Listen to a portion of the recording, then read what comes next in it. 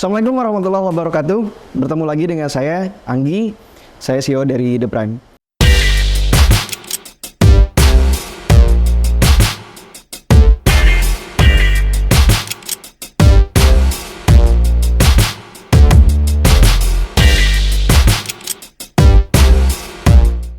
Seperti biasa, setiap hari Jumat kita bikin weekly vlog untuk menceritakan bagaimana perkembangan The Prime satu minggu belakang.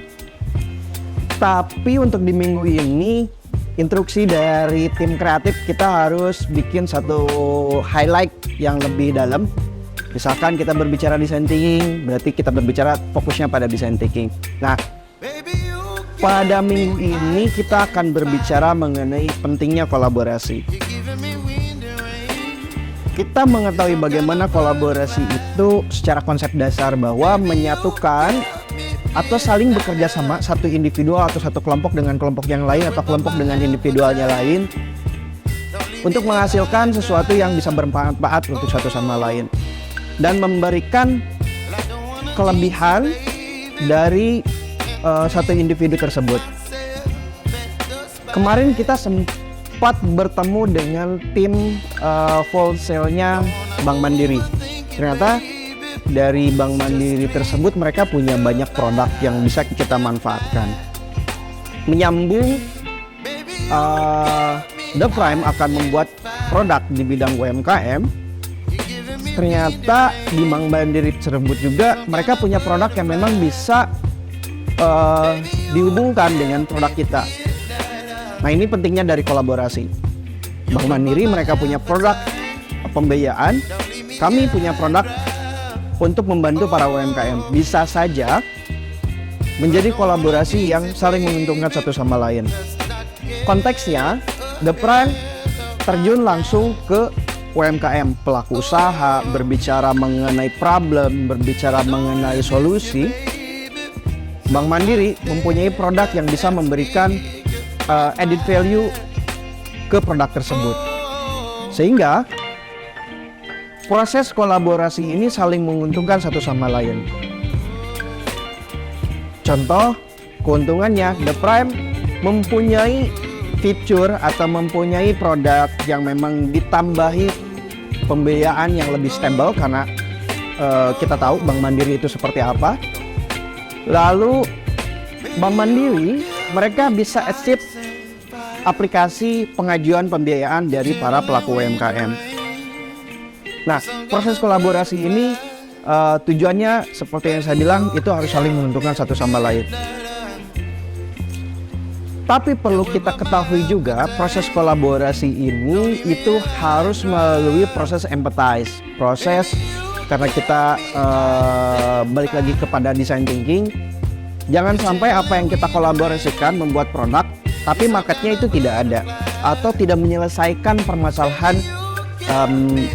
dari market tersebut. Nah, itu akan struggling pada akhirnya. Nah, pentingnya kolaborasi ini itu akan membuat proses empathize ini jauh lebih kaya akan data, kaya akan informasi. Karena kita percaya Bank Mandiri mereka punya market yang cukup sangat luas di Indonesia.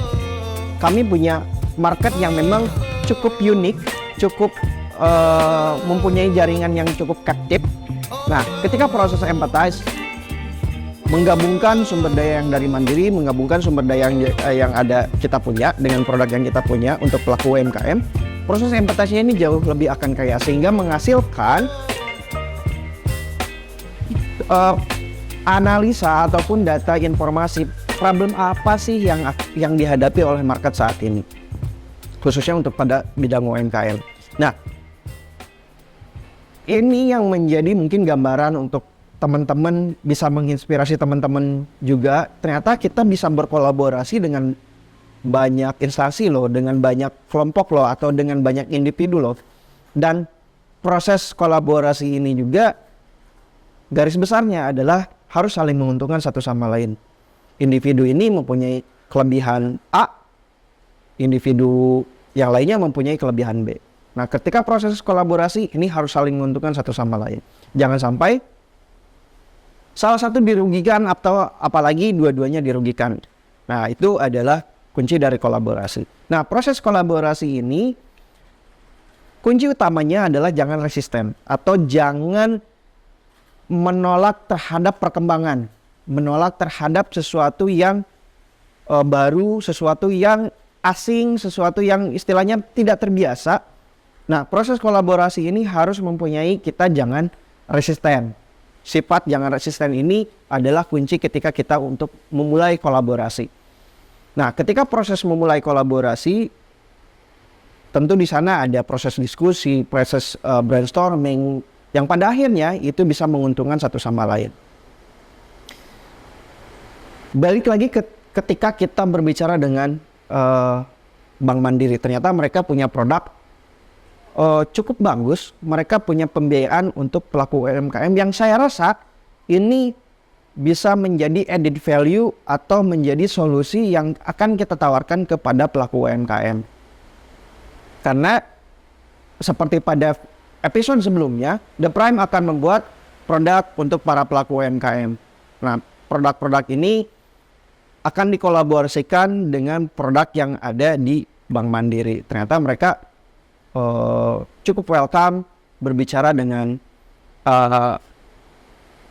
dengan individu yang istilahnya tidak sama dengan mereka, khususnya dengan kami, dengan The Prime.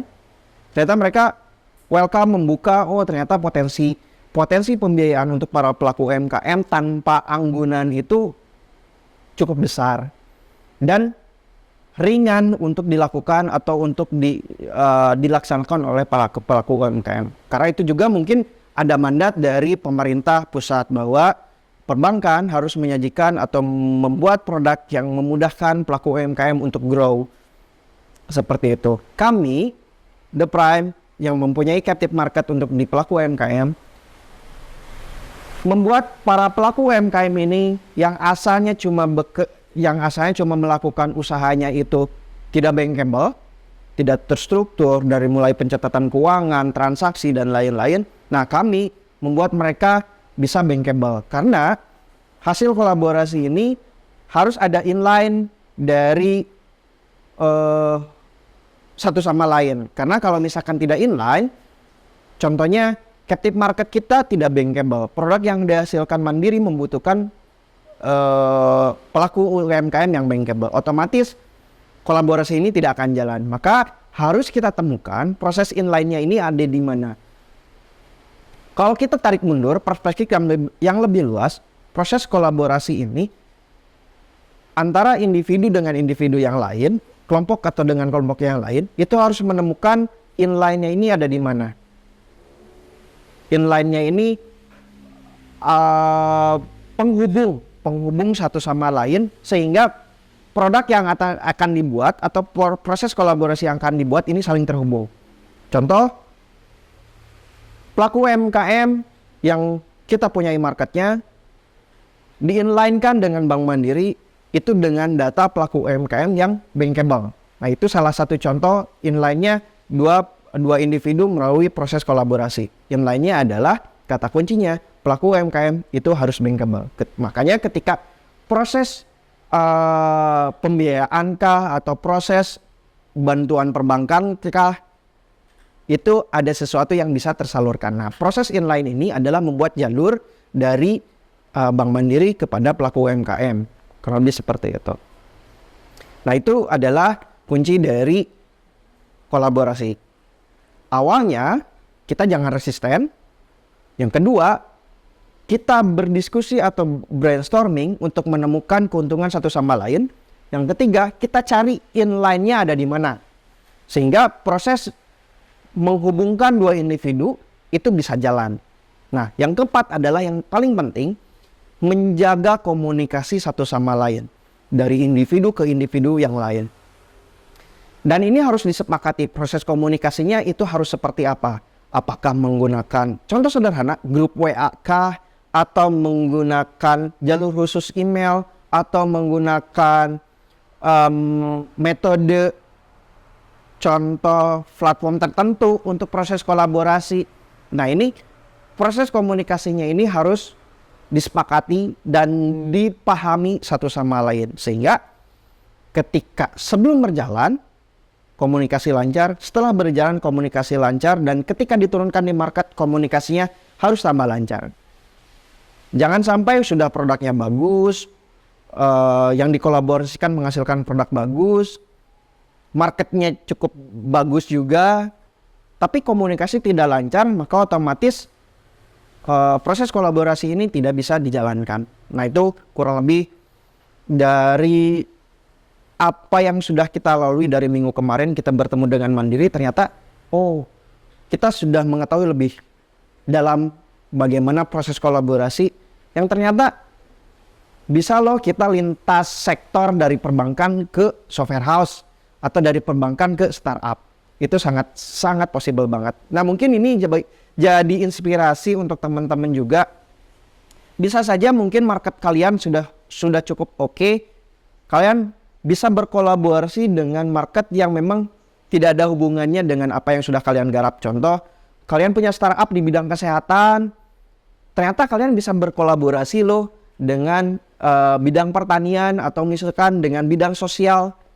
Karena proses kolaborasi ini kita tahu masyarakat kita ini secara sosial banyak banget banyak banget derivatif faktornya, sehingga ketika kita membuat proses kolaborasi lintas sektor itu sangat possible dilakukan. Jadi mungkin ini bisa jadi inspirasi untuk teman-teman yang membuat startup yang sudah menguasai market pada sektor tertentu.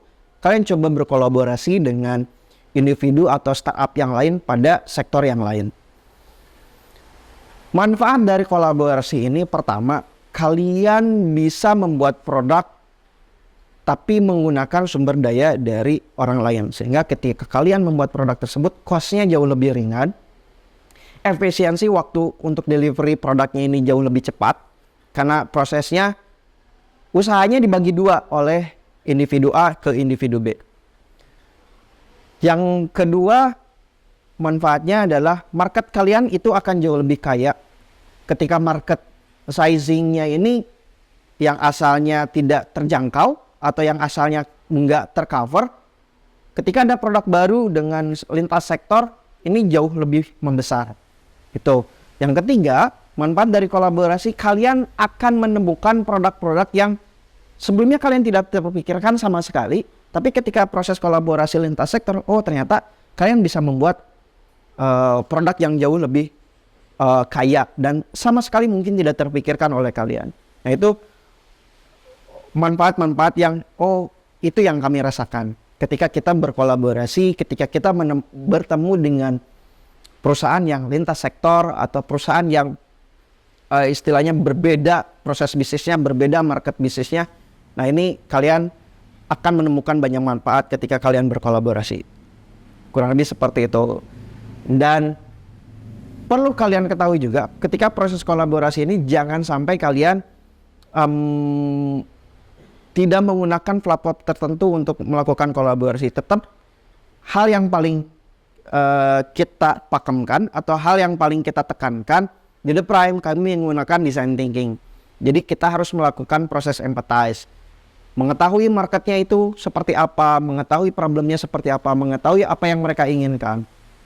Nah, harus melalui seperti itu. Jadi, sehingga tetap proses kolaborasi ini itu akan bisa menjawab dari kebutuhan market itu sendiri. Jangan sampai menghasilkan produk dari hasil proses kolaborasi tapi tidak diserap oleh market. Itu sama sekali struggling atau wasting effort, kurang lebih seperti itu. Nah, mungkin itu yang bisa kita bagikan untuk di Wikivlog minggu ini. Mudah-mudahan di Wikivlog minggu kedua kita bisa mengupdate kembali apa saja mungkin sudah kita highlight activity pada minggu kemarin. Nah, untuk activity minggu sekarang kita highlight pentingnya kolaborasi dan menemukan manfaat-manfaat dari kolaborasi itu sendiri. Kita bertemu lagi di minggu kedua, di minggu selanjutnya. Minggu selanjutnya Wikivlog. Jangan lupa klik subscribe, bagikan video ini untuk lebih banyak orang yang bisa mendapatkan inspirasi. Kasih kritik kami pada kolom komen. Untuk selanjutnya, mudah-mudahan video kami jauh lebih baik. Terima kasih. Assalamualaikum warahmatullahi wabarakatuh. Yes.